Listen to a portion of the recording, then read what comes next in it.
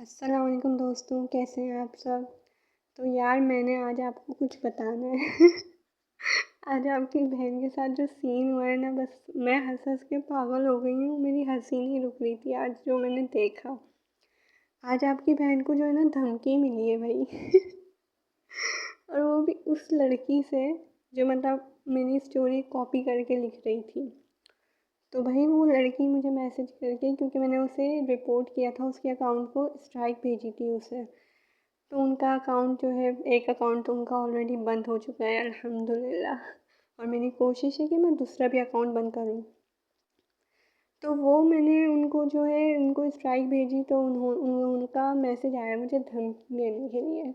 मैं आपको वो मैसेज दिखा देती हूँ, ये देखें। तो ये देखें, ये है। मुझे बड़ी हंसी आई थी यार कसम से।